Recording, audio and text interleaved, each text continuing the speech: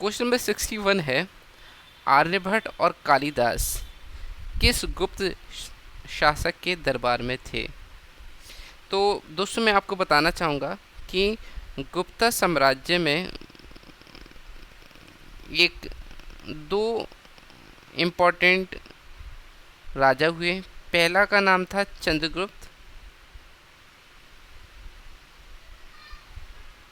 One, ये लगभग 319 AD में हुए थे, और दूसरा था चंद्रगुप्त टू।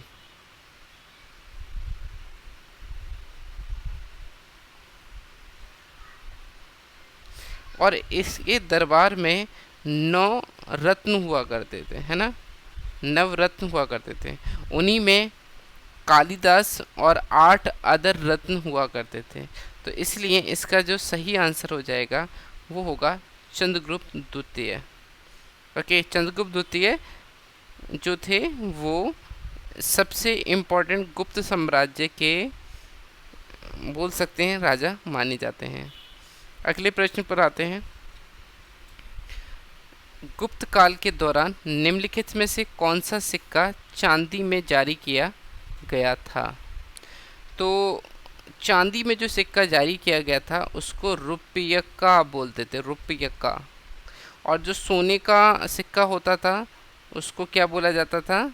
दीनार बोला जाता था। तो ये भी क्वेश्चन बन सकता है, ये भी एक इम्पॉर्टेंट क्वेश्चन बन सकता है कि सोने के सिक्कों को क्या बोलते थे? तो सोने के सिक्के को दीनार बोलते थे, जबकि चांदी के सिक्के को रुपयक्का बोला जाता था। निशका जो है ये वैदिक पीरियड में वैदिक काल के दौरान चलने वाला सिक्का था। वैसे सिक्के के साक्ष्य तो नहीं मिले हैं, लेकिन ग्रंथों में कहीं ना कहीं इसका वर्णन जरूर किया गया है। अगला प्रश्न है, अशोक ने अपने क्षेत्र में सामाजिक समस्या को हल करने के लिए किसको नियुक्त किया था? तो ऐसा ही क्वेश्चन हमने पिछली क्लास में भी डिस्कस किया था। तो उस अधिकारी को बोला जाता था धम्म महामंता। धम्म महामंता जो होते थे वो सोसाइटी की जो प्रॉब्लम्स होती थी उनको टेक केयर करने के लिए अशोक के द्वारा अपॉइंट किए जाते थे। अगला प्रश्न है, चीनी बौद्ध तीर्थयात्री जुआनज़ैंग लगभग किस वर्ष भारतीय उपमहाद्वीप में आए थे? लगभग डैश वर्ष पूर्व भारतीय उपमहाद्वीप में आए थे, है ना। यानी आज से लगभग कितने साल पूर्व, कितने सालों पहले जुआनज़ैंग जो हैं वो इंडिया में आए थे? तो मैं बताना चाहूँगा जो जुआनज़ैंग हैं ये हर्षवर्धन के पीरियड में आते हैं। हर्षवर्धन के पीरियड में, हर्षवर्धन लगभग 634 एडी का टाइम पीरियड था। अभी 2024 चल रहा है। ओके, तो 2024 तो लगभग 1400 सालों का हम बोल सकते हैं कि डिफरेंस रहा होगा। तो इसका आंसर हो जाएगा 1400 ईयर्स। नेक्स्ट है, राजा हर्षवर्धन ने अपने भाई की मृत्यु के बाद थानेश्वर और कन्नौज के सिंहासन पर प्रभुत्व स्थापित किया। तो आपको हर्षवर्धन के भाई का नाम बताना है। तो हर्षवर्धन के भाई का नाम क्या था? राजवर्धन। और इनकी बहन का क्या नाम था? इनकी बहन का नाम था राजश्री।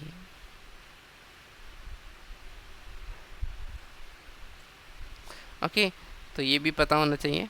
तो उनकी जो शादी हुई थी राजश्री की वो कन्नौज के राजा से हुई थी। फिर बाद में शशांक एक रूलर था,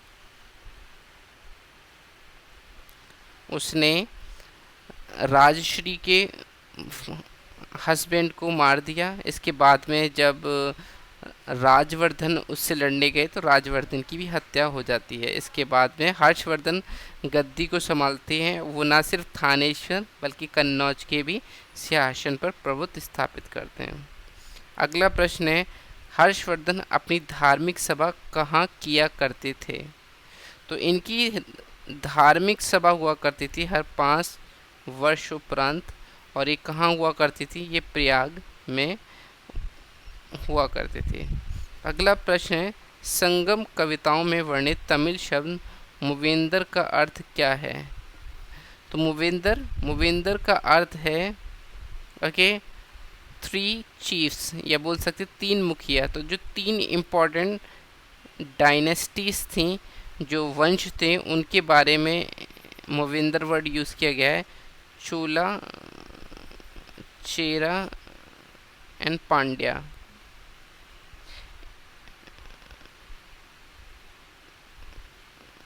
इन तीनों को कंबाइंडली क्या बोला गया है? 3 चीफ बोला गया है, और मूवेंदर वर्ड इनके लिए यूज़ किया गया है संगम कविताओं में। नेक्स्ट है, चोल वंश के अभिलेखों में वर्णित वेदी रूप में लिया जाता था। तो वेटी जो टैक्स है वो किस रूप में लिया जाता था? चोल डायनेस्टी के द्वारा। तो वो फोर्स्ड लेबर हुआ करता था।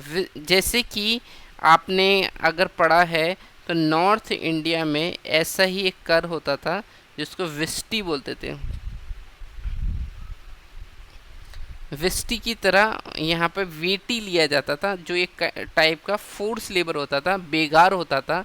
यानी कि महीने के कुछ दिन जो शिल्पकार होते थे उनको राजाओं के यहाँ बिना किसी पगार के, बिना किसी धन के कार्य करना पड़ता था। उसको विस्टी बोलते थे नॉर्थ इंडिया में, और वेटी बोलते थे साउथ इंडिया में। अगला प्रश्न है, रवि कीर्ति निम्नलिखित में से किस राजवंश के दरबारी कवि थे? तो वो थे चालुक्यास के दरबारी कवि। तो चालुक्यास में पुलकेशिन 1 और 2 हुआ करते थे। पुलकेशिन, तो ये जो पुलकेशिन है उन्हीं के दरबारी कवि थे। अगला प्रश्न है, निम्नलिखित में से कौन उर ई पार के चोलों के प्राचीन मुखिया से संबंधित था, जिसने 9वीं सदी के मध्य में मुट्टिरियार को हराकर कावेरी डेल्टा पर कब्जा किया था? तो उस किंग का नाम बताना है। तो चोला का वो पर्सन, चोला डायनेस्टी का वो पर्सन जिसने मुटियार को हराकर कावेरी डेल्टा पर अपना कब्जा जमाया। तो सिंपल सा एक क्वेश्चन बनता है कि चोला का फाउंडेशन किसने रखा था? चोला के पहले किंग कौन थे? तो भाई चोला के पहले किंग विजयालय थे। तो इसका आंसर इसमें विजयालय ही हो जाएगा। अगला प्रश्न है, पल्लवास के शिलालेखों में निम्नलिखित में से किसे व्यापारियों के संगठन के रूप में माना जाता है? तो पल्लवास के जो व्यापारी संगठन होते थे उनको क्या बोला जाता था? नगरम बोला जाता, नगर बोला जाता है ना। नेक्स्ट है, मणि मेखलई महाकाव्य निम्नलिखित में से किसकी कहानी का वर्णन करता है? तो मणि मेखलई के कोवलम और माधवी की बेटी के बारे में कहानी है। तो इससे पहले शिल्पादिकरम नाम का भी, शिल्पादिकरम ये जो है ये पहले लिखा गया था, और ये एक लव ट्रायंगल के बारे में है। इसमें कोवलम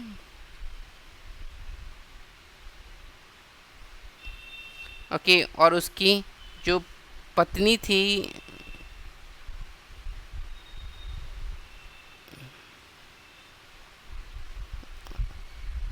कोवलम और उसकी पत्नी और माधवी जिससे वो प्यार किया करता था। तो कोवलम ने क्या किया था, अपनी पत्नी के होते हुए माधवी से संबंध बनाया था, और उससे जो पुत्री हुई उसकी जो स्टोरी है उसको संग्रहित किया गया है मणि मेखलई महाकाव्य में। तो इनकी पत्नी का नाम कनगी था, ये भी पता होना चाहिए, कनगी। इनकी पूजा भी की जाती है। नेक्स्ट है, निम्नलिखित में से कौन सा क्षेत्र चालुक्य की राजधानी था? तो चालुक्यास ने अपनी राजधानी किसको बनाया था? जो वेस्टर्न चालुक्यास जो थे उन्होंने अहेल को कर्नाटका में अपनी राजधानी बनाया था। निम्नलिखित में से कौन सा नगर चोल वंश के शासक के दौरान मंदिर के रूप में विकसित हुआ? तो मंदिर के रूप में उन्होंने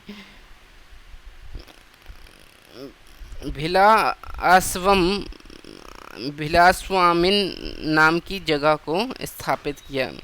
जो जो भिल भिलसा जो है वो आज विदिशा के नाम से जाना जाता है। तो विदिशा को इन्होंने ऐसा टेम्पल टाउन के रूप में विकसित किया था, ये पता होना चाहिए। नेक्स्ट है, निम्नलिखित में से किसने हिरण्यगर्भ नामक एक अनुष्ठान किया था? तो ये किया था दंती दुर्ग ने। जो दंती दुर्ग थे ये चालुक्यास किंग थे। तो इन्होंने दंती दुर्ग ने, जो फाउंडर भी थे इस डायनेस्टी के, उसने ये हिरण्यगर्भ नामक एक अनुष्ठान किया था। अगला प्रश्न है,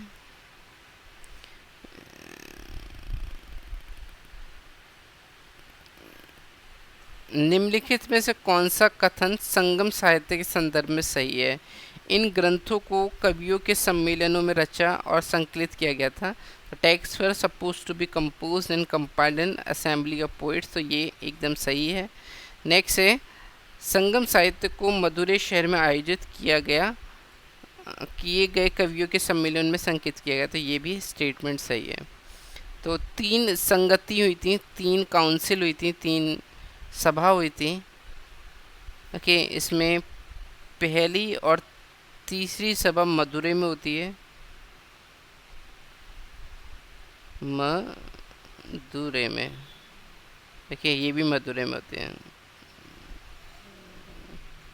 और जो दूसरी सभा है वो होती है आपके कप्पड़ में। ओके, और इस दूसरी सभा के दौरान तोलकपियम नामक ग्रंथ लिखा गया था।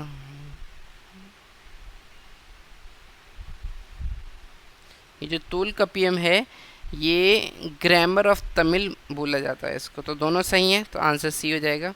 अगला प्रश्न है, चोल अभिलेखों में उल्लेखित भूमि की विभिन्न कोटियों के अनुसार डैश को जैन संस्थानों को दान में दी गई भूमि कहा जाता था। तो जैन को जो भूमि दान में दी जाती थी उसको क्या कहा जाता था? तो हमने ये कल पढ़े भी थे।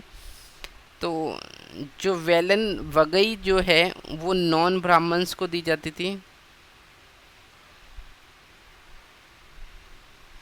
जो ब्रह्मदेह है वो ब्राह्मण्स को। जो शल भोग है वो स्कूल्स की मेंटेनेंस के लिए दी जाती थी। और पली चंदम जो है वो जैन लोगों को दान में दी गई भूमि हुआ करती थी। अगला प्रश्न है, राजेंद्र प्रथम किसके पुत्र थे? तो ये चोल शासक थे और ये पुत्र थे राजा राजवन के। विजयालय के ने चोल साम्राज्य की स्थापना की। उसके जो महान किंग थे उनमें राजा राजावन और उसके बाद राजेंद्र प्रथम है जिन्होंने गंगईकोंड चोलापुरम टेम्पल भी बनाया था। और नॉर्थ इंडिया को जीतने वाले पहले किंग भी थे साउथ इंडिया से। नेक्स्ट, चोलों के समय बृहदेश्वर मंदिर कहाँ स्थित था? तो बृहदेश्वर कहाँ स्थित था? तंजावुर में स्थित था। अगला प्रश्न है, विक्रमशिला विश्वविद्यालय के संस्थापक कौन थे? तो वेस्ट बंगाल की पाल डायनेस्टी के धर्मपाल जो थे वो विक्रमशिला विश्वविद्यालय के संस्थापक थे। ओके, तो इस तरीके से आज हमने कुछ इम्पॉर्टेंट क्वेश्चंस को डिस्कस किया। अगर आपने कोई वीडियो अच्छा लगा है तो इसको लाइक कीजिए, शेयर कीजिए और चैनल को ज़रूर से सब्सक्राइब कीजिए। Thank you.